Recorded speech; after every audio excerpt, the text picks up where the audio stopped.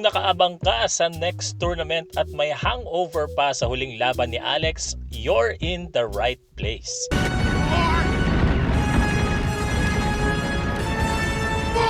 Balikan natin ang mga eksenang di malilimutan at ilang tagpong baka hindi mo napansin sa nagdaang Middle East swing campaign ng ating pambansang raketa na si Alex Eala.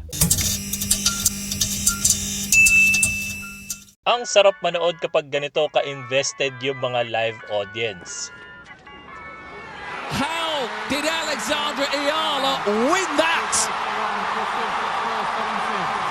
The crowd are on their feet. Tema na talaga sa mga laban ni Alex ang siksik, liglig at umaapaw na suporta ng mga Pilipino sa loob ng court. Mapa Abu Dhabi, Qatar o Dubai, home court advantage pa rin si Alex sa dami ng mga kababayan natin dyan.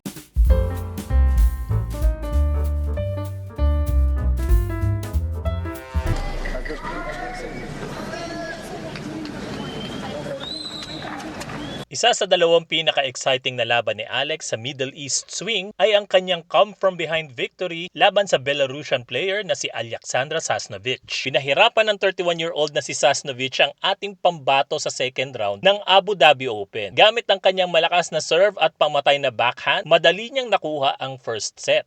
Ito yung rally na tingin ko nagpabago ng takbo ng laro sa second set.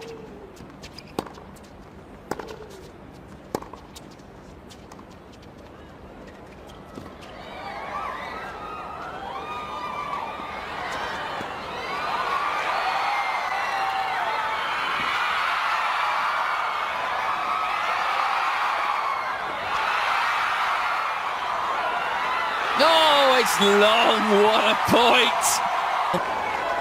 Oh, Sasnovich's lobbing has been tremendous in this match, but that wasn't a good one. And that was a cue for Eala to really milk the crowd. They're happy to respond.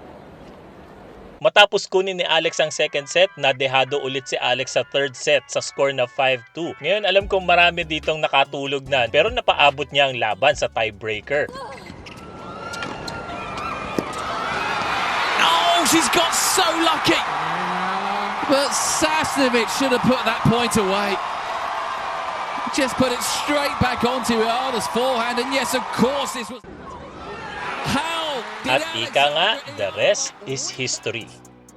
Iba naman ang istorya ng magkaharap si Alex Eala at Jasmine Paolini sa second round ng Dubai Open. Kahit nasa top 10 ang Italian player, nilampaso ni Eala sa first set si Paolini. Emphatic. Paolini had gone off to change or go to the bathroom, collect her thoughts because she needs to find a new strategy here in the second set. Tila mabisa naman ang ginawang mental reset dahil nakapalag at napaabot niya ang second set sa isang tiebreaker. Off-speed first serve there. Pero nanaig pa rin ang ating pambato.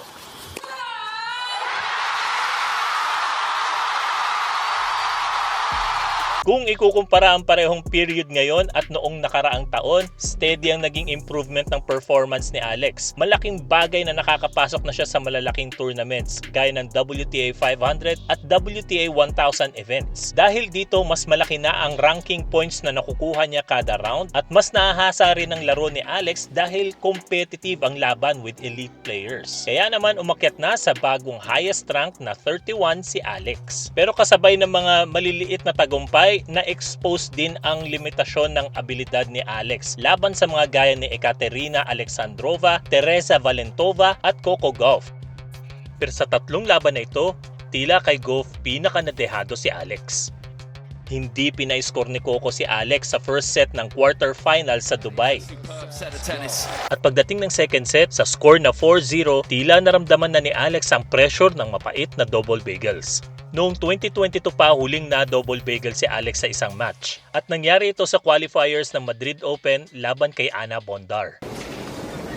Nothing's gone away this evening, really. It's to be one of those nights. Dito na niya kinausap ang kanyang coach na si Hoan Bosch na mukhang wala ring sagot na estratehiya sa lakas at galing ng Amerikanong tennis player. Pero ano kaya sinabi ni coach na nagpangiti kay Alex at sa buong team? Pagkatapos kasi ng usapang ito, nagbago ang enerhiya at body language ni Alex at agad na naka-score ng 2 game points bago tuluyang matalo sa score na 6-2. Oh, that's better. At least there won't be a double pen called. He'd have thought she'd won the match.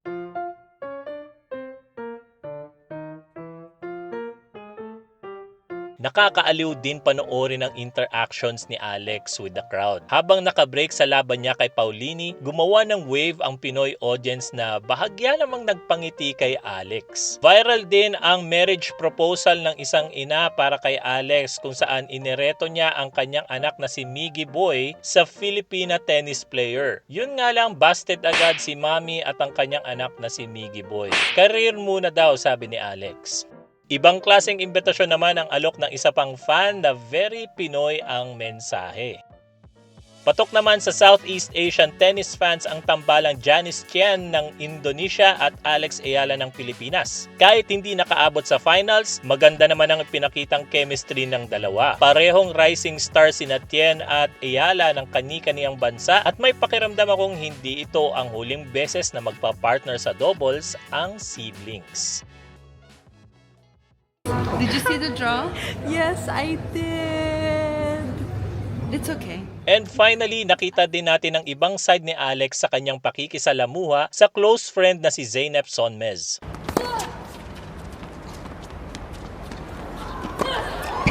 Yeah, that wasn't the most convincing drop shot. A little on the Pero nang matalo ni Alex sa pangatlong pagkakataon ang kanyang matalik na kaibigan, kitang-kitang iba ang reaksyon ni Alex sa pagkapanalo. And a lovely warm embrace at the net from the two players.